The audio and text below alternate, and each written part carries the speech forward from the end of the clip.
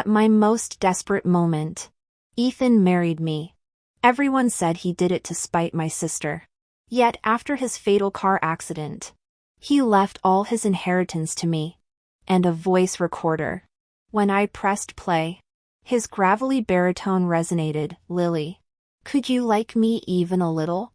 Years later, I finally glimpsed the volcanic affection he'd buried beneath glacial composure. I reopened my eyes to rebirth.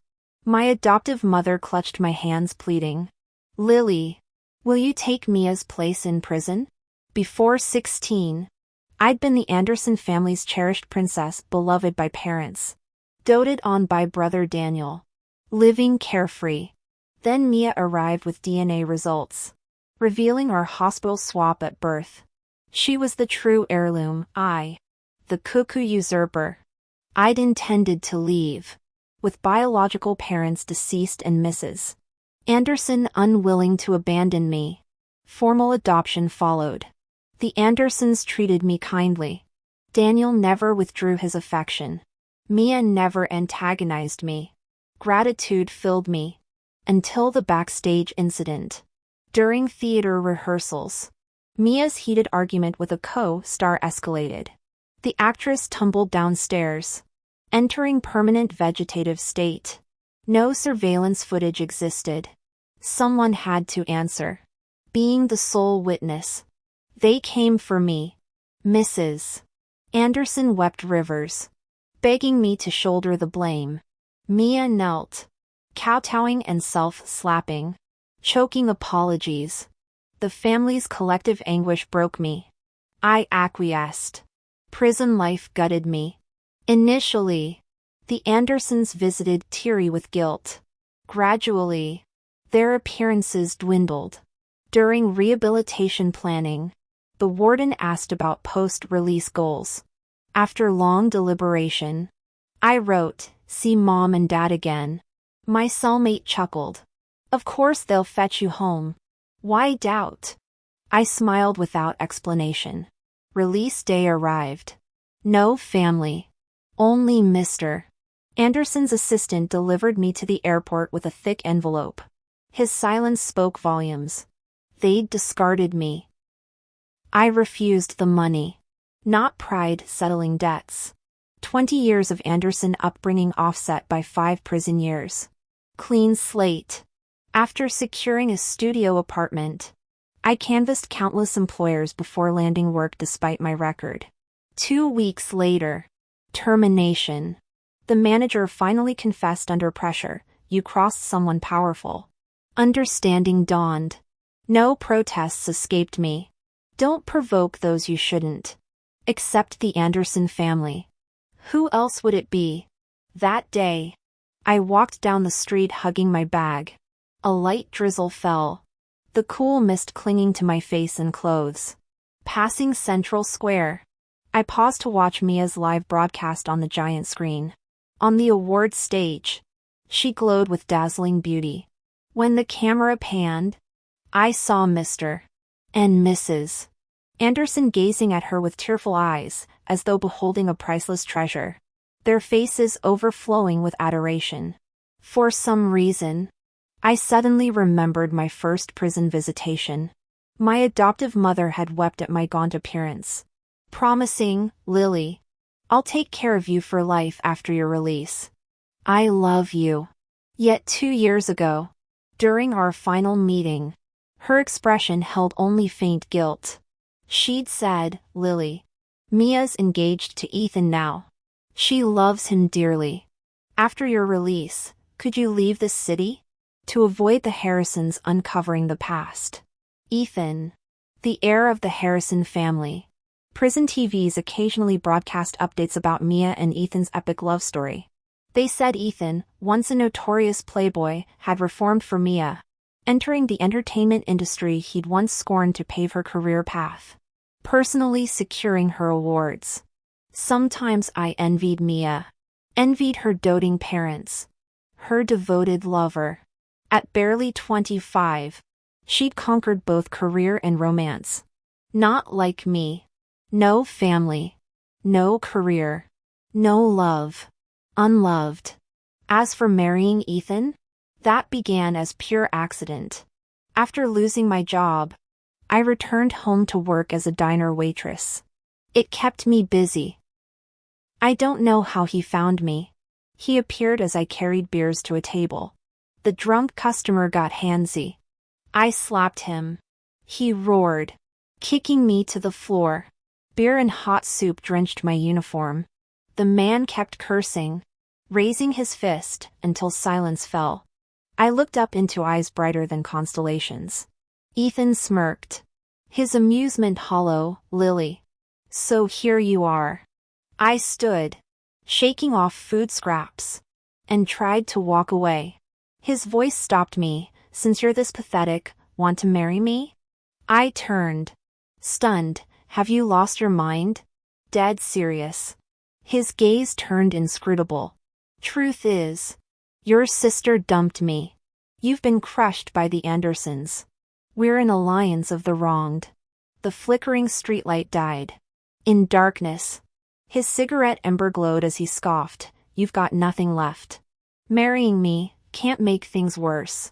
I hesitated. He waited. When a cold gust hit, I shivered. Ethan shrugged off his tailored coat, draping it over my shoulders. Tobacco and cedarwood enveloped me. I said, okay. The engagement shocked everyone. They all said Ethan married me just to spite Mia. At the wedding, when Ethan said I do, I noticed Mia crying red-eyed in the audience before leaving in disarray. I glanced at the man, but he merely smiled without sparing her a glance, as if he'd never loved her. As if he truly didn't care. After marriage, Ethan treated me well. He arranged a secretary position for me, keeping us constantly together. When I asked why, he teased with a smirk, can't leave a stunning beauty home alone. What if thieves steal you away? I'd lose my innocent wife, such a loss. I laughed at his nonsense. Too weary to argue. Those prison years had broken my health, even common colds became life-threatening illnesses. Ethan summoned renowned doctors until my condition improved. By my sick bed, he clasped my hand with solemn devotion. Lily, I bought you. Your life is mine. You can't die before me. Childish words. Yet seeing the hidden bitterness in his eyes, I nodded. I never understood his sorrow, but had long learned not to pry. All right. We'll grow old together. Yet in the end, the oath-breaker wasn't me. It was Ethan. Mrs. Harrison. Mr.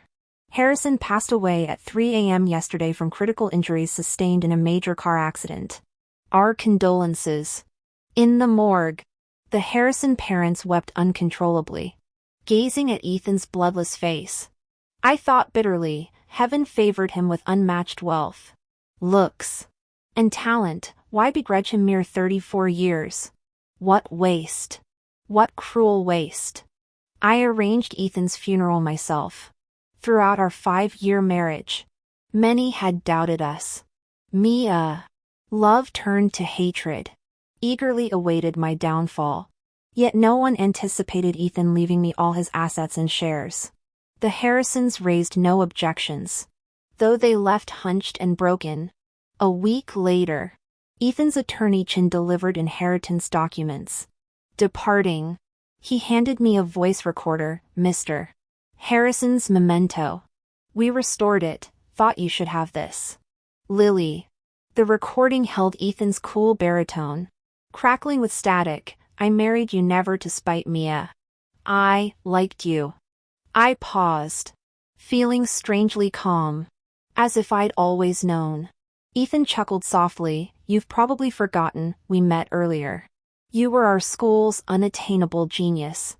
Every teacher's darling. My mentor constantly compared me to you. After chatting with your professors, he'd huff at me. Ethan, I'm sick of you. Get lost. His imitation of the old scholar's voice made me smile involuntarily. The laughter died quickly. Ethan continued, I hated you then, yet couldn't stop watching you. Pathetic. Right? A self-deprecating snort. Then you went to prison for that assault. I refused to believe it, dug for the truth. But the Andersons had erased everything. So I targeted Mia. Turns out, the widely praised love story between Ethan and Mia was merely his excuse to uncover the truth behind my imprisonment. But Ethan never anticipated how tightly sealed Mia's lips would remain. Still, he eventually found traces of evidence. I suddenly remembered how excited Ethan had been before our wedding when he asked, "Lily, do you want revenge?" No. I shook my head. We're even. Years later, I finally understood he must have discovered the truth that day. He investigated for my sake, then buried the truth for my protection. So it was all because of me. My vision blurred as violent tremors racked my body, tears falling in steady drops. But let's be honest, my acting must have been truly exceptional to deceive everyone. Even you. Do you know how adorable my expression looked when I came to propose marriage? Never mind. I'm getting sidetracked. There's something I've always wanted to ask. Ethan coughed, his usually cold voice unexpectedly shy like a teenager's. Lily, could you, maybe, like me too? If not in this lifetime, perhaps when I find you in the next. You could tell me then? The screech of tires and crowd screams couldn't drown his final words. Lily, I really, his voice actually carried laughter now. Love you. My carefully maintained composure shattered instantly. In the empty living room, Ethan's last bouquet of lilies still sat on the table. He'd presented them triumphantly that day. Lily. Smell them? I picked each stem myself. From now on, I'll handle all the flowers. His eyes had sparkled with such tender light that refusal was impossible. Yet the promise maker broke his vow first, taking the lily's final vitality with him. Sunlight streamed through the windows but brought no warmth to my outstretched hand. Now I finally see the immense, hidden love Ethan buried beneath ice. Perhaps too late. Attorney Chen found Mrs. Harrison a week later for the inheritance papers. Having observed her for years, he'd only ever seen her as composed as a jade Buddha, unmoved by worldly affairs. Not even when receiving news of Ethan's death had she reddened her eyes. Ethan's devotion only earned one teardrop. The attorney often thought it unjust. But today, snow-pale Mrs. Harrison clutched withered lilies, dispensing with formalities. Donate everything to orphanages. Attorney Chen. I want none of it.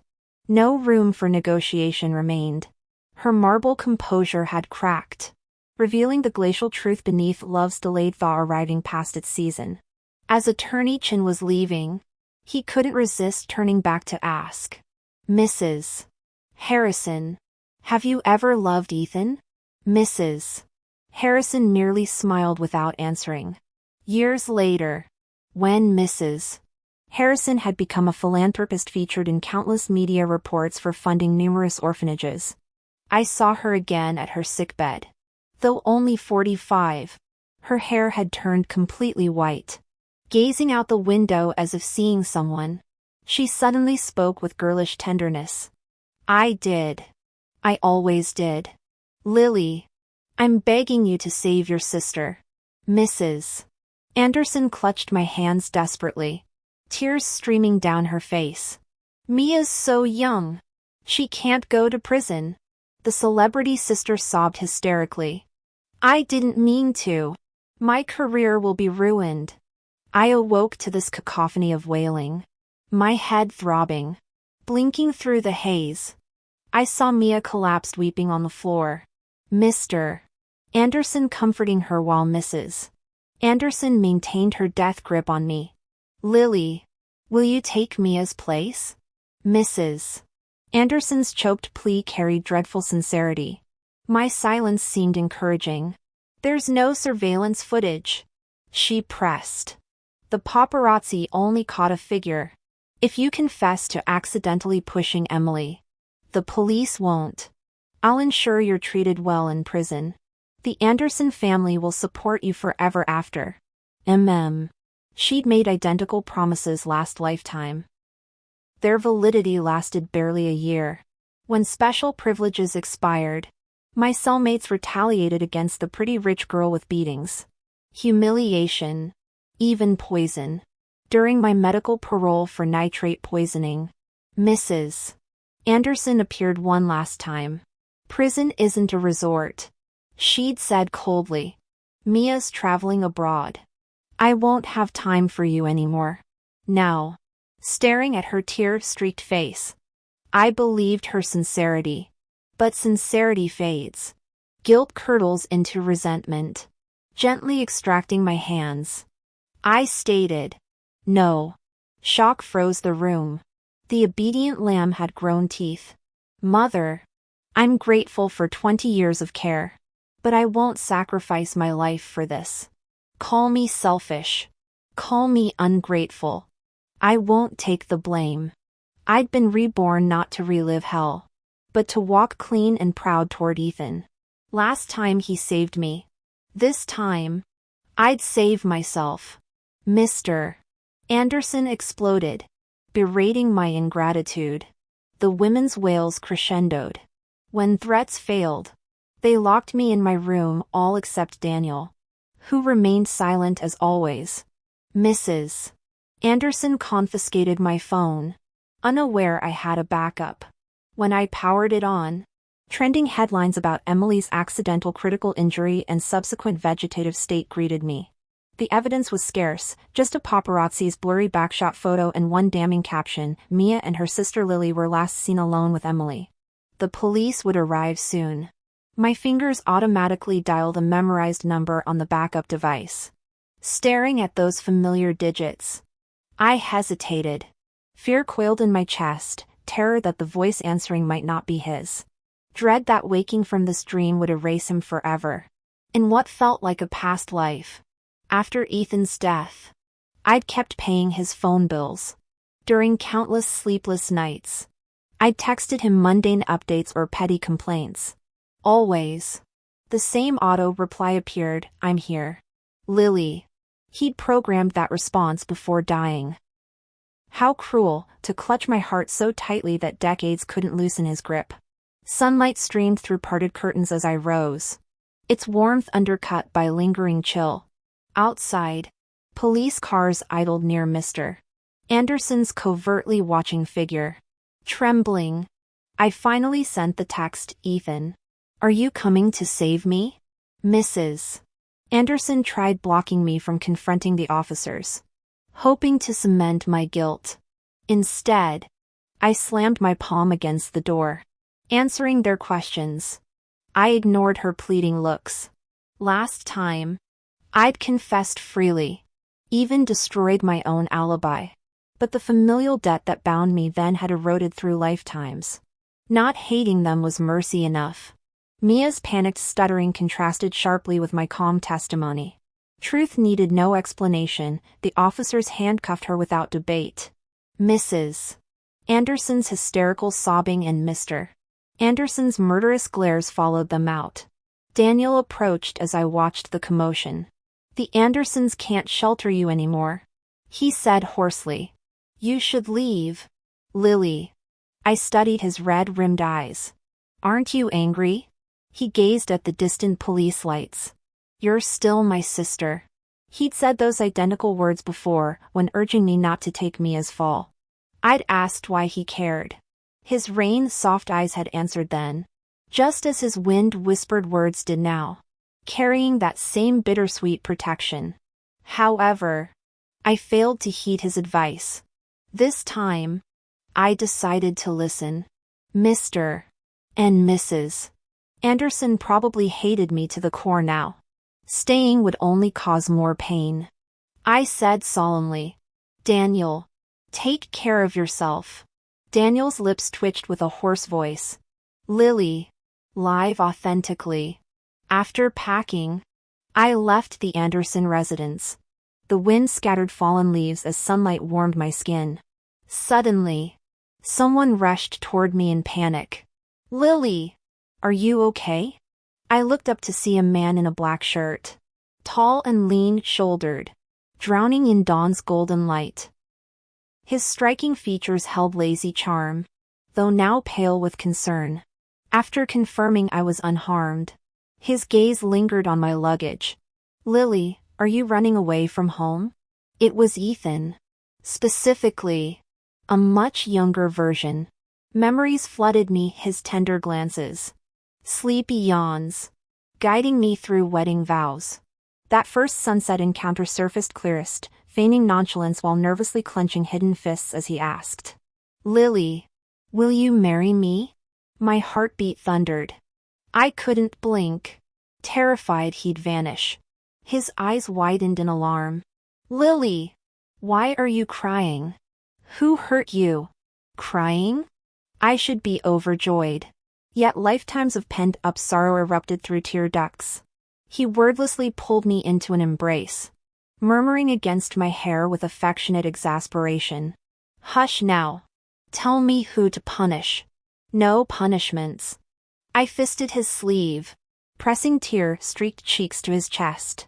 "Just stay with me. That's all I want."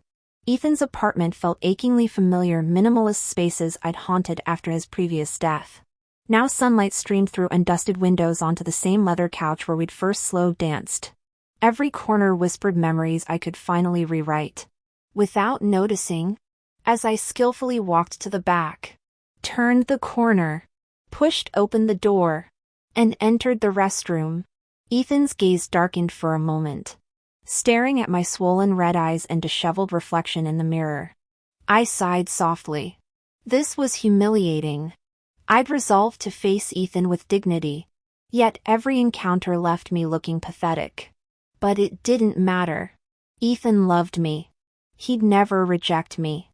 Never. This truth burned brighter than any other certainty in my life.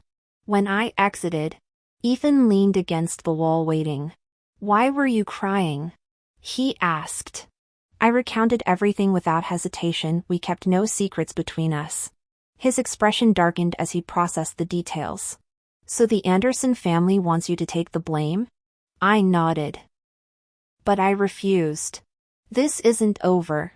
Though Emily's still unconscious with no physical evidence.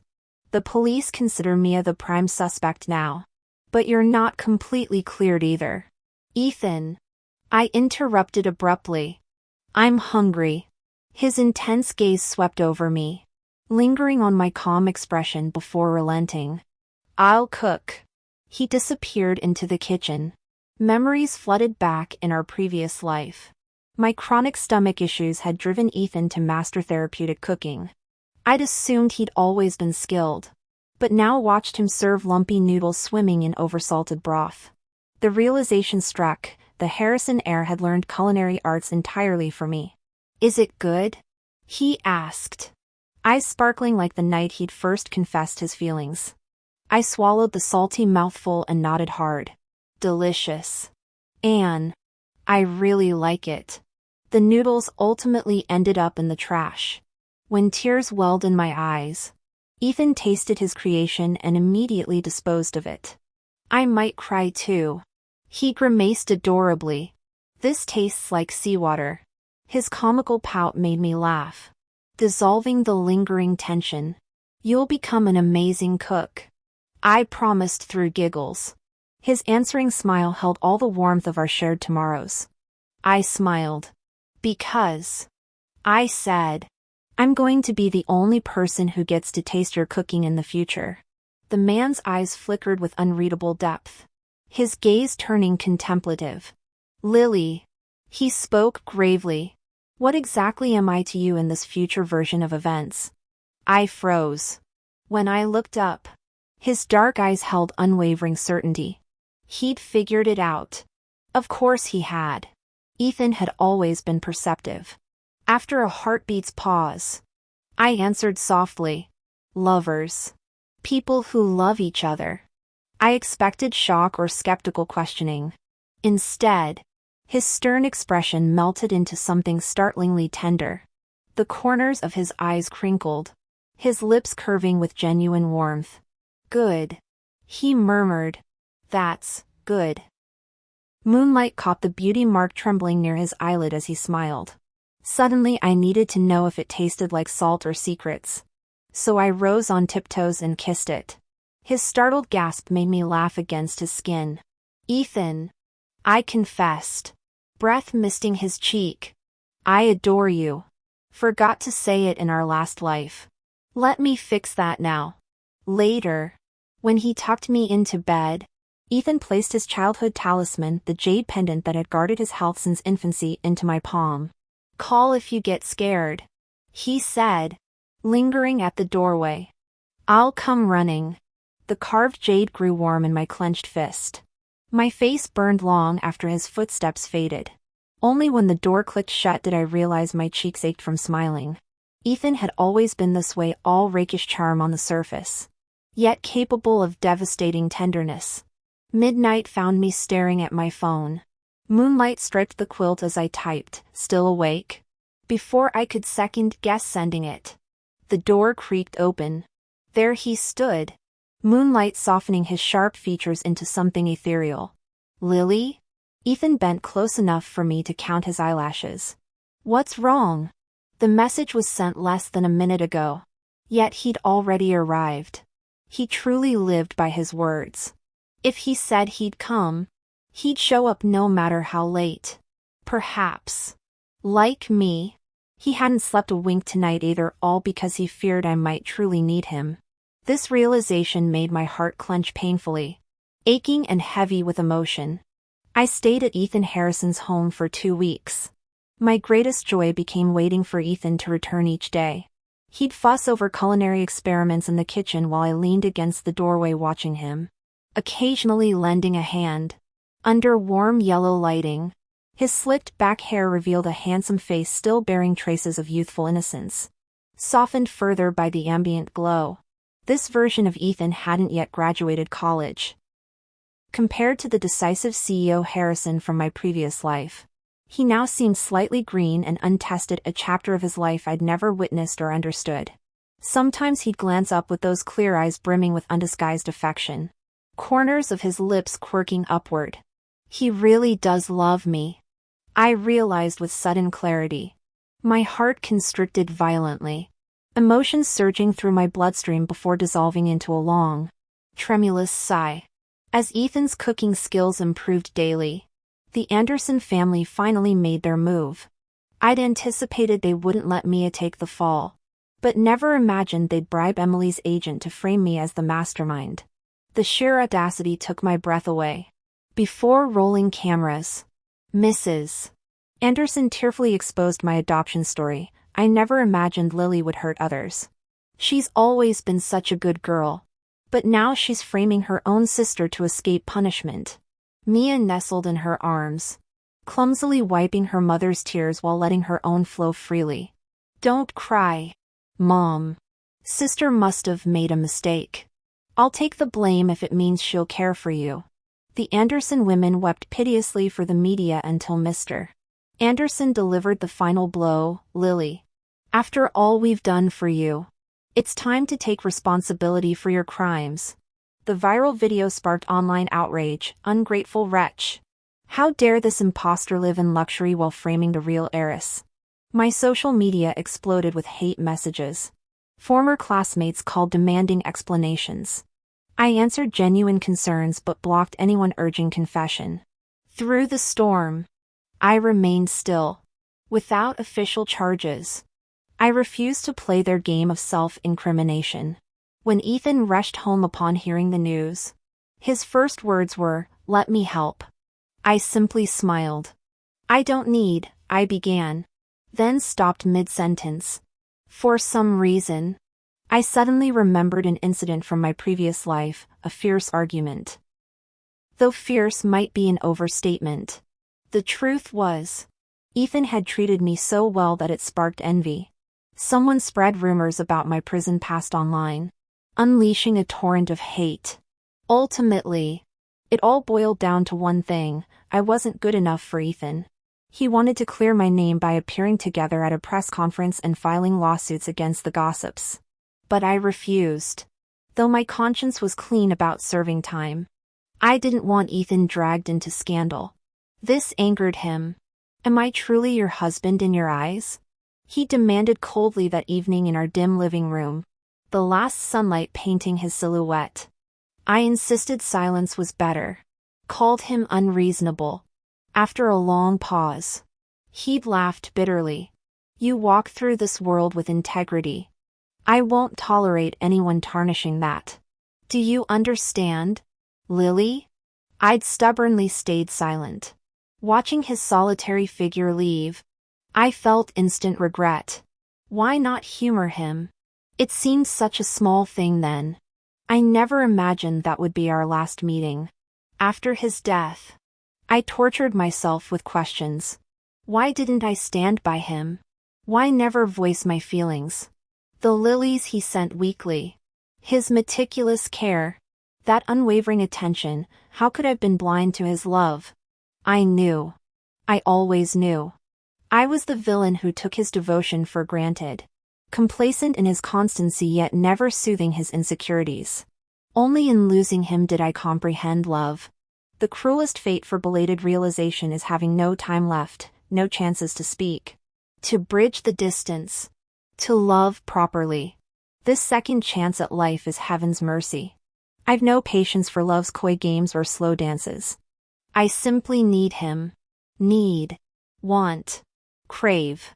So I crushed Ethan in a desperate embrace. Claiming his lips. Between breathless kisses. I gasped. Yes. Help me. Consider this an advance reward. He froze momentarily before pushing me onto the couch with renewed intensity. 2 hours later. Exhausted yet clinging to him like ivy. I watched through heavy eyelids as sleep tried to claim me. I refused, couldn't bear to stop seeing him even for a second. I was still a bit afraid this might be a dream.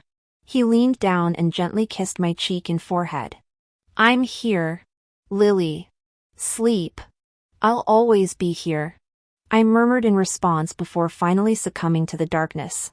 In the pitch-black void, I suddenly jolted awake. Wearing teal pajamas, I found myself lying in a monochromatic bedroom. A glass of cold water and white pills sat on the nightstand. The empty room felt chillingly quiet without that familiar presence. My chest constricted painfully as memories flooded back, fragmented scenes coalescing into that hoarse, static-filled confession, Lily. I really, truly, love you. So it was all a dream. A beautiful illusion. Clutching my chest with icy fingers, I felt suffocated by invisible chains stealing my breath. Tears silently rolled down as the crushing reality settled in. Lily? What's wrong? The door burst open as Ethan rushed in, panic etching his features. Through blurred vision, I wiped my tears to see his face clearly. Everything's all right. I just handled the Anderson family matters, he explained while soothingly rubbing my back. Found the agent they bribed and a janitor who witnessed Mia pushing Emily off the building that day. Mia's been convicted. And I'm suing the Andersons for defamation. No one will ever frame you again. I looked up and leaned against his chest, listening to his strong heartbeat. A fragile smile emerged. I'm fine. I just missed you. My fingers curled into his shirt. Ethan, did I ever tell you? I really, truly, completely love you. His arms tightened around me as he chuckled. I love you too, Lily. After years of separation, two souls finally confessed what time and space couldn't erase. Epilogue. I was reborn. When I hurried to the Anderson mansion after regaining consciousness, I found everything unchanged. Lily remained the most brilliant and unapproachable goddess at our academy, not the broken Mrs. Harrison from my previous life who'd endured prison tortures. Even after release, the slightest noise would startle her awake at night. Yet she'd work flawlessly each day without showing fatigue. My Lily was like fragile snow that paradoxically possessed pine's resilience, seemingly meltable by sunlight yet fundamentally indestructible. I love her. And I admire her. At the school's freshman orientation, Lily took the stage as student council president. Sitting in the audience, I gazed at her from afar. The girl wore a uniform with her hair in a ponytail, revealing a beautiful yet youthful face. She radiated confidence in both her appearance and intellect, captivating everyone, whether through her looks or her words. This version of Lily remained the pure, brilliant academic star from my memories. Lily stood on the podium as the wind tousled her hair. Sunlight seemed to favor her alone, casting a golden halo around her.